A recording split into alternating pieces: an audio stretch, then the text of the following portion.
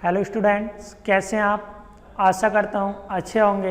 मैं अरविंद कुमार आज की ऑनलाइन क्लासेस वीडियो में आपका स्वागत करता हूं। आज हम लेकर आए हैं विज्ञान में क्लास 6 का चैप्टर 4, जिसका नाम है भाई डिफरेंट टाइप ऑफ चेंज, यानी कि विभिन्न प्रकार के परिवर्तन। ठीक है नहीं? इससे पहले हमने पार्ट 3 जो था लेसन 3 वो पिछली वीडियो में क्लियर कर दिया था। आज हम लेसन नंबर 4 के बारे में बात करेंगे।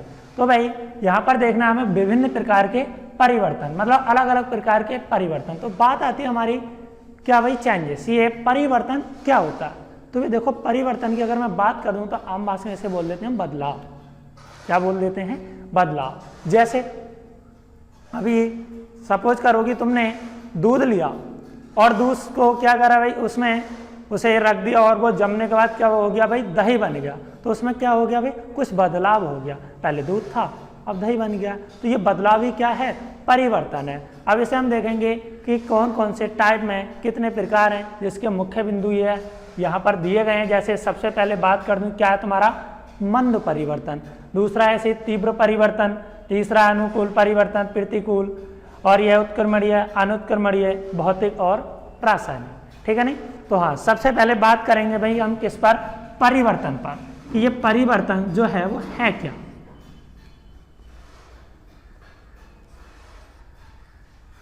परिवर्तन, तो परिवर्तन का भी मतलब मैंने तो बताया कि क्या है, बदलाव। अब जैसे भाई बोलने कुछ परिवर्तन जो हो अपने आप भी होते हैं और कुछ मानव द्वारा होते हैं। तो जो मानव द्वारा होते हैं वो कृत्रिम परिवर्तन होते हैं, और जो स्वतः यानी अपने आप होते हैं वो प्राकृतिक परिवर्तन होते हैं। अब जैसे मैं बोल दूं कि भाई फूल का खिलना है, फूल का खिलना, और फूल के खिलने के साथ साथ और बोल दें हम प्राकृतिक में, और कृत्रिम की अगर बात कर दें तो पटाखे तो देखे ही होंगे हैं, पटाखे का जलाना या पटाखे का फोड़ना है, मोमबत्ती जलाना आदि सब क्या है, ये कृत्रिम परिवर्तन, यानी कि इन्हें मनुष्य कर रहा है। ठीक है नहीं? तो प्रकृति से जो होते हैं, स्वतः जो होते हैं वो अपने कहलाते हैं क्या? प्राकृतिक परिवर्तन, और जो मानव द्वारा होते हैं उन्हें बोला जाता है भी क्या? कृत्रिम परिवर्तन। तो भाई ऐसे अगर हम इस एग्जाम्पल के आधार पर बोलने के परिवर्तन क्या है, तो प्रकृति में निरंतर होने वाले बदलाव को ही परिवर्तन कहते हैं। यानी कि जो हमारे आसपास निरंतर बदलाव होता है वही क्या है? परिवर्तन है। ठीक है ना? तो परिवर्तन क्या है? निरंतर होने वाला बदलाव क्या कहलाएगा? परिवर्तन कहलाएगा। अब हम बात करेंगे भी इसके टाइप की। तो भाई परिवर्तन साफ समझ में आ ही गया होगा कि परिवर्तन क्या है? निरंतर होने वाला बदलाव क्या है भाई? परिवर्तन। इसका हम पहला पॉइंट पर बात कर रहे हैं भाई, वो है हमारा मंद परिवर्तन।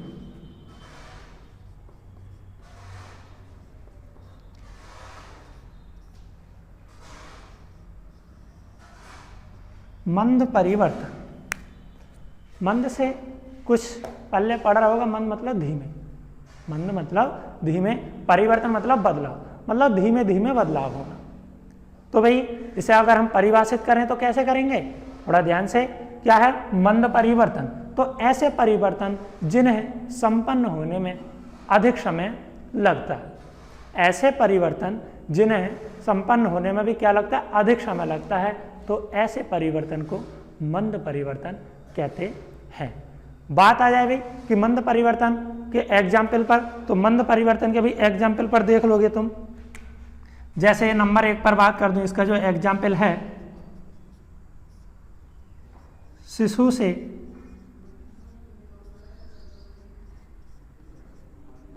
आदमी बनना। शिशु से आदमी बनना भी क्या है? एक मंद परिवर्तन है। ऐसा तो है नहीं कि एक शिशु है और एकदम तेजी से आदमी बन जाए, नहीं। इससे शिशु से आदमी बनने में अधिक समय लगता है, इसलिए क्या है? एक हमारा मंद परिवर्तन का एग्जाम्पल है। और अगर जैसे मैं बात कर दूं कि इसकी परिभाषा को लेकर के दोबारा कि मंद परिवर्तन क्या है, तो ऐसे परिवर्तन जिन्हें संपन्न होने में अधिक समय लगता है, तो ऐसे परिवर्तन को मंद परिवर्तन कहते हैं। एग्जाम्पल तुम्हारे सामने एक है ही, शिशु से आदमी बनना। और अगर एक एग्जाम्पल की और बात कर दूं मैं भाई, ये पहला हो गया। दूसरा क्या है? लोहे पर जंग लगना। लोहे पर जंग लगना। ऐसा तो नहीं है कि लोहा तुमने रखा और एकदम जंग लग जाए, नहीं, उस पर धीमे धीमे जंग लगेगी, यानी कि उस पर जंग लगने में कुछ अधिक समय लगेगा। तो ये भी क्या है, एक लोहे पर जंग लगने का एक मंद परिवर्तन का एग्जाम्पल है। तो आशा करता हूं कि ये मंद परिवर्तन बिल्कुल समझ में आया होगा। तो अभी इसके बाद बात करते हैं हम तीव्र परिवर्तन की, ठीक है नहीं। दूसरी जो इसकी हेडिंग है भाई वो है तीव्र परिवर्तन।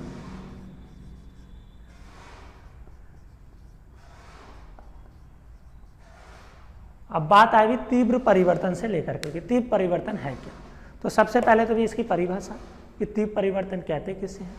तो भाई अभी जो मंद परिवर्तन की परिभाषा बताई थी, जस्ट उसके अपोजिट ही है। बोल दें तो कि ऐसे परिवर्तन जिन्हें संपन्न होने में बहुत कम समय लगता है, ऐसे परिवर्तन जिन्हें संपन्न होने में कम समय लगता है, तो ऐसे परिवर्तन को क्या तीव्र परिवर्तन कहते हैं, ठीक है नहीं। अगर मैं एग्जाम्पल पर बात कर दूं तो एग्जाम्पल पर नंबर 1 इसका एग्जाम्पल कागज का जलना।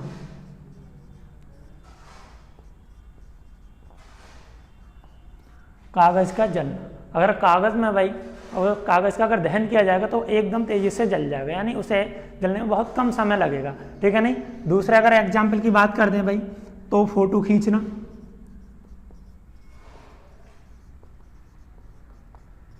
ऐसा तो है नहीं कि फोटो खींचने में 10-12 घंटे लगते हो ना, एकदम तेजी से अपना फोटो क्लिक कर देते हो। और अगर बात कर दें इसका जैसे तीसरे एग्जाम्पल पर तो बर्फ का पिघलना।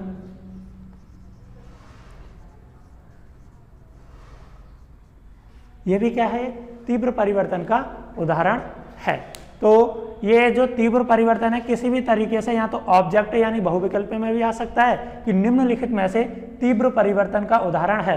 तो ऐसे मिल जाएगा, या तो कागज का जलना मिल जाएगा, या तो मैं फोटो का खींचना मिल जाएगा, या बर्फ का पिघलना मिल जाएगा। तो ये सब क्या है, तीव्र परिवर्तन के उदाहरण है। परिभाषा को आपने देख ही लिया होगा कि ऐसा परिवर्तन जिसे होने में यानी संपन्न होने में कम समय लगता है, तो ऐसे परिवर्तन को तीव्र परिवर्तन कहते हैं। एग्जाम्पल में देख सकते हो, कागज का जलना, फोटो का खींचना, बर्फ का पिघलना। इसके बाद हम बात करेंगे भाई तीसरे पॉइंट की, अनुकूल परिवर्तन। तो तीसरा जो है भाई ये है इसका अनुकूल परिवर्तन, ठीक है नहीं। अनुकूल परिवर्तन, तो भाई अनुकूल परिवर्तन को देखेंगे ये है क्या। तो अनुकूल परिवर्तन को सबसे पहले परिभाषित करना। अनुकूल परिवर्तन क्या है कि ऐसा परिवर्तन जो हमारे लिए उपयोगी होता है, या ऐसे परिवर्तन जो हमारे लिए उपयोगी होते हैं वो हमें क्या कहलाते हैं, अनुकूल परिवर्तन कहलाते हैं। अब भाई तुम्हें पता ही होगा कि हमें क्या क्या चीज़ उपयोगी है। खाना पकाना भी एक उपयोगी है, दूध से दही बनना भी एक क्या है, उपयोगी है। और मतलब फल का पकना भी क्या है, एक उपयोगी है। आम का पकना, केले का पकना, सब क्या है, ये उपयोगी है। तो इससे हम बोल सकते हैं कि ऐसे परिवर्तन जो हमारे लिए उपयोगी होते हैं अनुकूल परिवर्तन कहलाते हैं। एग्जाम्पल पर अगर बात कर दूं मैं इसके, तो सबसे पहला इसका एग्जाम्पल आप लिख सकते हो भाई, अनुकूल परिवर्तन का है खाना पकाना, उपयोगी है हमारे लिए। दूसरा देख सकते हैं भाई केले का पकना,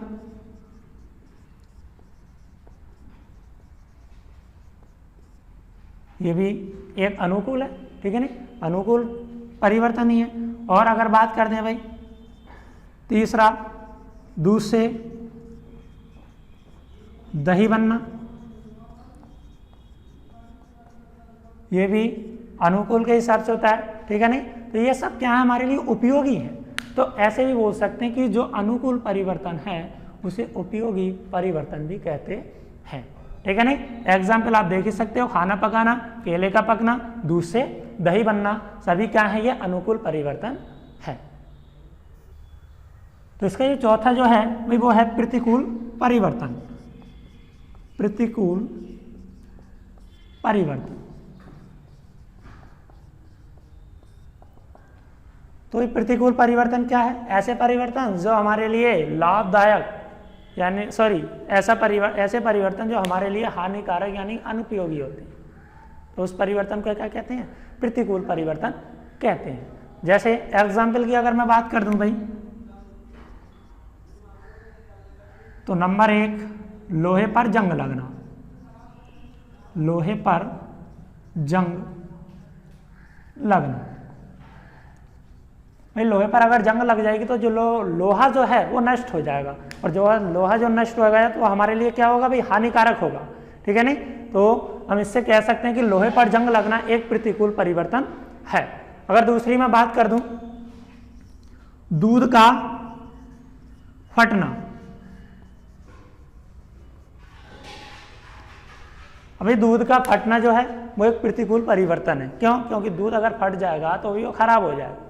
अब तुम्हारे दिमाग में कहीं कहीं चल रहा हो, अभी तो बताया था कि दूध से दही बनना तो अनुकूल पर, हाँ दूध से दही बनना, दही हमारे लिए उपयोगी होता है, यानी कि वो लाभदायक है, जबकि दूध का फटना, दूध फट जाएगा तो खराब हो जाएगा, यानी कि हानिकारक है। तो हम बोल सकते हैं कि दूध से यानी दूध का फटना एक प्रतिकूल परिवर्तन है। तीसरा अगर बात कर दूं मैं, तो रोटियां पर यानी रोटी पर फफूंद लगना।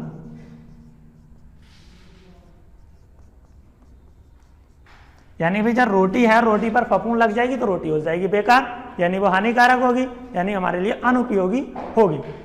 तो प्रतिकूल परिवर्तन को आशा करता हूं अच्छे से समझे होंगे क्या कि ऐसे परिवर्तन जो हमारे लिए अनुपयोगी यानी कि हानिकारक होते हैं प्रतिकूल परिवर्तन कहलाते हैं। जैसे लोहे पर जंग लगना, दूध का फटना, रोटी पर फफूंद लगना आदि सब क्या है, ये हमारे प्रतिकूल परिवर्तन हैं। तो भी देखो इसकी जो नेक्स्ट हेडिंग है 5वीं, वो क्या है भाई, उत्क्रमणीय परिवर्तन यानी रिवर्स। कहने का मतलब है उत्क्रमणीय परिवर्तन किसे कहते हैं, सबसे पहले हमें परिभाषा को देखना होगा। तो भाई ऐसे परिवर्तन बोल लें तो उत्क्रमणीय परिवर्तन को भाई करेंगे कि ऐसे परिवर्तन जिसमें परिस्थितियां बदल देने पर जो भाई पदार्थ है वो अपनी पूर्व अवस्था में आ जाता है। ऐसे परिवर्तन जिनमें परिस्थितियां बदल देने पर पदार्थ जो है भाई अपनी पूर्व अवस्था में आ जाता है, तो उस परिवर्तन को क्या कहते हैं, उत्क्रमणीय परिवर्तन कहते हैं। जैसे बात करें भी, गुब्बारा देखा तुमने हैं, अगर गुब्बारे में हवा भर देंगे तो वो फूल जाएगा। गुब्बारे में अगर हवा भर देंगे तो क्या हो जाएगा, वो फूल जाएगा, और जब उसकी हवा को निकाल लेंगे तो गुब्बारा अपनी पुनः अवस्था में आ जाएगा। तो हम कह सकते हैं कि गुब्बारे का जो फूलना है वो भी एक क्या है, उत्क्रमणीय परिवर्तन है, ठीक है ना। एग्जाम्पल पर अगर हम बात कर दें, सबसे पहला एग्जाम्पल अभी जैसे इसका बर्फ का पिघलना। बर्फ का पिघलना,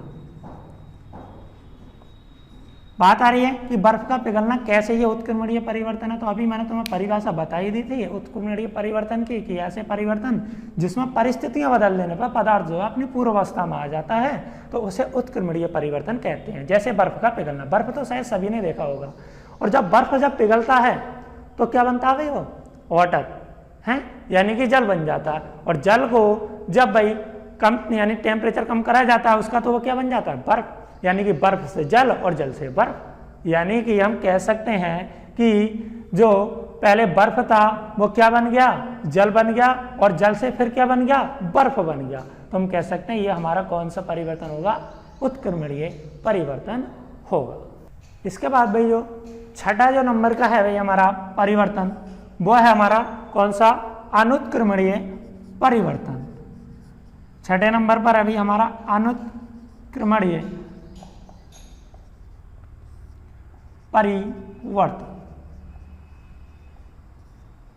अनुत्क्रमणीय परिवर्तन, तो भाई अनुत्क्रमणीय परिवर्तन से क्या मतलब है, ये जस्ट अपोजिट है उत्क्रमणीय परिवर्तन। तो भाई अगर सबसे पहले हम कर दें इसकी परिभाषा पर बात, तो ये परिभाषा क्या होगी इसकी, तो ऐसे परिवर्तन जिसमें पदार्थ को यानी जो पदार्थ है वो अपनी पुनः पूर्व अवस्था में नहीं लाया जा सकता। ऐसे परिवर्तन जिसमें पदार्थ को अपनी पुनः पूर्व अवस्था में नहीं लाया जा सकता, तो ऐसे परिवर्तन को अनुत्क्रमणीय परिवर्तन कहते हैं। जैसे बोल रहे हम भाई एग्जाम्पल पर, दूध से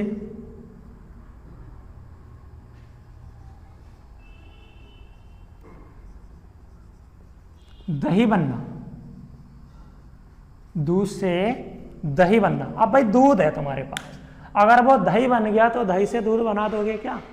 नहीं बन सकता।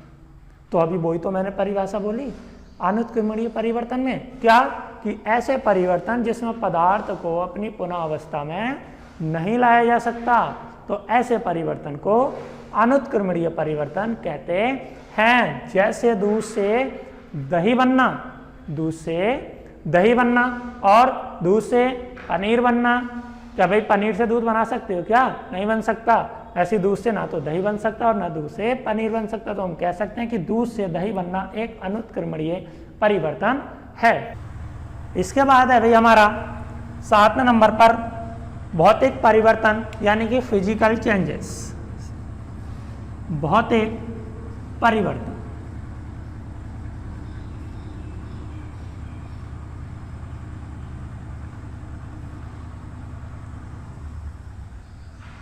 हाँ भाई, तो सबसे पहले तो भौतिक परिवर्तन होता क्या है? बहुत ही सिंपल परिभाषा है, बोल दें तो कहने का मतलब है कि भौतिक परिवर्तन किसे कहते हैं? तो ऐसे परिवर्तन जिसमें पदार्थ के भौतिक गुणों में परिवर्तन होता है। ऐसे परिवर्तन जिसमें पदार्थ के भौतिक गुणों में परिवर्तन होता है। बोल दें तो दूसरे टाइप में कि ऐसे परिवर्तन जिसमें पदार्थ का रंग, रूप और आकार में परिवर्तन होता है। रंग, रूप और आकार में परिवर्तन होता है, तो उसे हम क्या कहते हैं? भौतिक परिवर्तन कहते हैं। कहने का मतलब है कि इसके भौतिक गुणों में परिवर्तन होगा। जैसे एग्जाम्पल की अगर मैं बात कर दूं तो शायद मोम तो सभी ने देखा होगा, मोम तो सभी ने देखा होगा। तो मोम का पिघलना,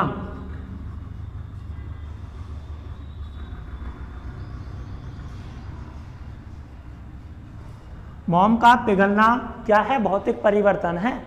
अगर एक और मैं थोड़ी सिंपल सी बात कर दूं इसी में कि भौतिक परिवर्तन में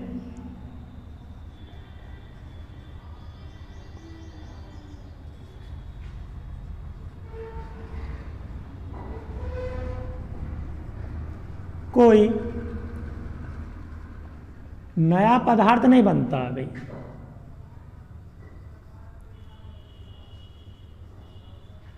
नया पदार्थ नहीं बनता है।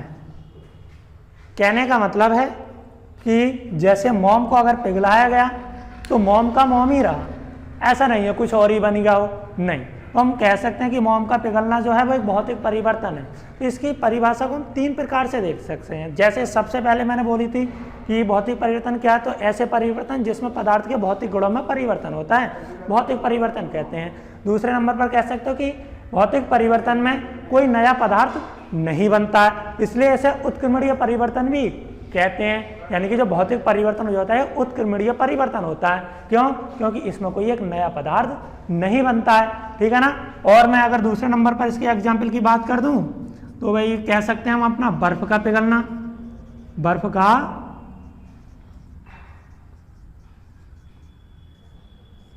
पिघलना। अब भाई बर्फ पिघलेगा तो जल बनेगा और जल से भाई फिर बर्फ, यानी कि है तो वही, ठीक है ना। और कह सकते हैं कि जल में शक्कर का घुलना, यानी जो जल है उसमें शक्कर का घुलना, ऐसा तो यानी कोई नया पदार्थ बन जाए, नहीं बनेगा शरबती, ठीक है। नहीं तो इससे हम कह सकते हैं कि जो भौतिक परिवर्तन है, भौतिक परिवर्तन में पदार्थ के भौतिक गुणों में परिवर्तन होता है, ठीक है ना। इसमें कोई नया पदार्थ नहीं बनता है। जैसे मोम का पिघलना, ठीक है, नहीं बर्फ का पिघलना। और बात कर दें शक्कर का जल में घुलना, सभी क्या है? ये हमारे भौतिक परिवर्तन है। अभी तो इसके बाद लास्ट हेडिंग है हमारी रासायनिक परिवर्तन। रासायनिक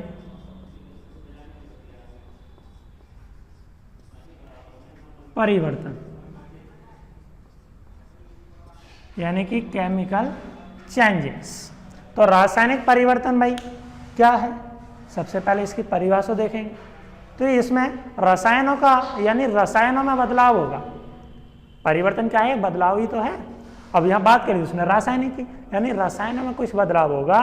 जैसे बात कर दूं मैं भाई, तुमने देखा होगा कार्बन तो सभी ने देखा होगा, हैं? और कार्बन को ऑक्सीजन की उपस्थिति में अगर जलाया जाता है यानी कि दहन किया जाता है इसका, ठीक है नहीं, तो भाई क्या होगा, CO2 यानी कि कार्बन डाइऑक्साइड बनती है। क्या बनती है? Carbon dioxide. ये क्या थी हमारी? ऑक्सीजन, जबकि ये क्या था हमारा? कार्बन। तो इस हम एग्जाम्पल से समझ सकते हैं कि यहाँ एक कार्बन था, यहाँ ऑक्सीजन थी, जब इन दोनों को जलाया गया तो कार्बन डाइऑक्साइड बना, जो कि इन दोनों से अलग है, एक नया पदार्थ बना। तो हम कह सकते हैं कि रासायनिक परिवर्तन ऐसा परिवर्तन है जिसमें एक नया पदार्थ बनता है, और भाई जो नया पदार्थ बना है उससे जो पहले वाली पूर्व अवस्था है उनको प्राप्त नहीं किया जा सकता, ठीक है नहीं।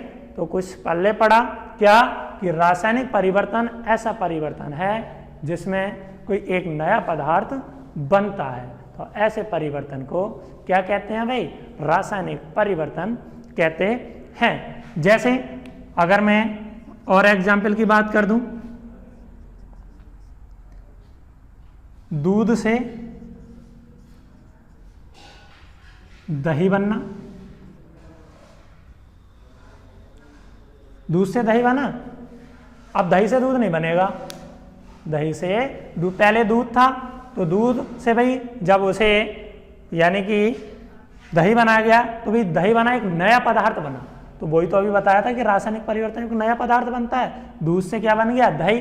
अब दही से दूध नहीं बन सकता, तो दूध से दही बनना भी क्या है? एक रासायनिक परिवर्तन है। और अगर मैं बात कर दूं, जैसे मैग्नीशियम की कोई पट्टी है भाई, इसे अगर ऑक्सीजन की उपस्थिति में जलाया जाएगा तो भाई ये क्या बनाएगा?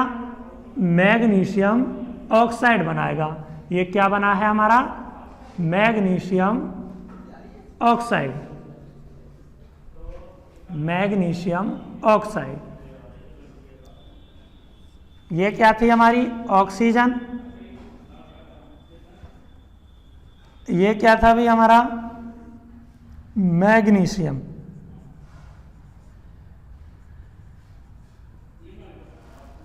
तो वही देखो भाई, यहाँ मैग्नीशियम था, यहाँ ऑक्सीजन था। जब इन दोनों को क्या कराया गया? अभिकृत कराया गया, रिएक्शन कराया गया, यानी कि मैग्नीशियम को जब वायु की उपस्थिति में जलाया गया यानी दहन किया गया इसका, तो भी ये बन गया क्या? मैग्नीशियम ऑक्साइड, यानी कि एक नया पदार्थ बन गया। अब मैग्नीशियम ऑक्साइड से मैग्नीशियम और ऑक्सीजन नहीं बनाया जा सकता। तो इससे हम कह सकते हैं कि रासायनिक परिवर्तन एक ऐसा परिवर्तन है जिसमें क्या भाई?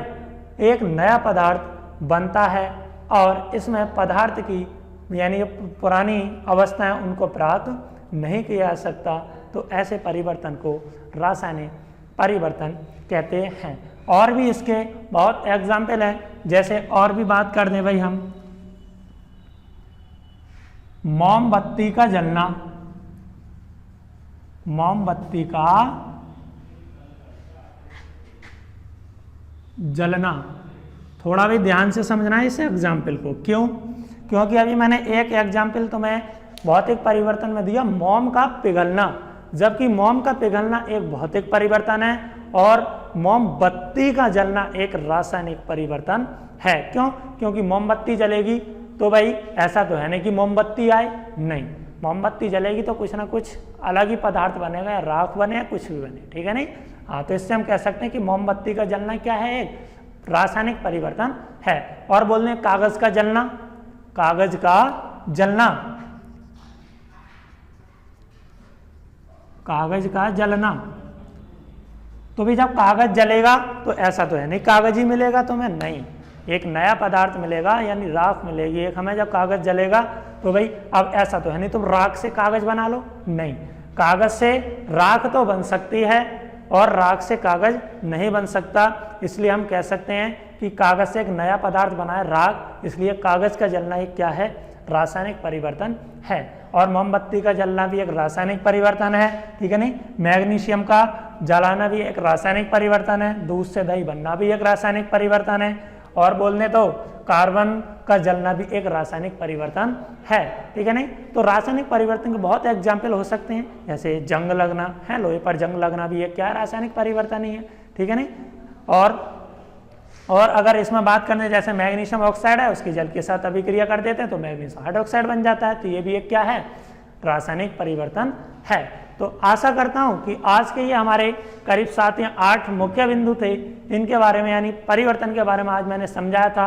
सबसे पहला था हमारा मंद परिवर्तन, इसमें देखा था भाई, इसमें बहुत धीमे धीमे से काम होता है, जबकि तीव्र में बहुत तेजी से होता है। और तीव्र में जैसे बात करते हैं बल्ब है, बल्ब का जलना या टूटना, ये क्या है, तीव्र परिवर्तन ही है। ऐसा नहीं है धीमे धीमे टूटेगा या धीमे धीमे जलेगा बल्ब, नहीं। अगर बल्ब टूटेगा तो एकदम टूट जाएगा, ठीक है नहीं, जलेगा तो एकदम जल जाएगा। तो ये सब क्या है, तीव्र परिवर्तन का उदाहरण है। अनुकूल के बारे में बताया था, प्रतिकूल के बारे में, ठीक है नहीं, उत्क्रमणीय, अनुत्क्रमणीय, भौतिक और रासायनिक। भौतिक के बारे में भी पीछे समझा था, रासायनिक के बारे में अभी तुम्हारे सामने ये है। तो आशा करता हूँ कि ये जो हमारा वीडियो का पार्ट 1 है, इसमें जितने मैंने तुम्हें चेंजेस पढ़ाए हैं बहुत अच्छे से समझ में आए होंगे। अगर तुम्हें समझने में थोड़ी बहुत प्रॉब्लम हो रही है तो वीडियो के 2 से 3 बार देखने की कोशिश करें, बहुत अच्छे से समझ में आएगा।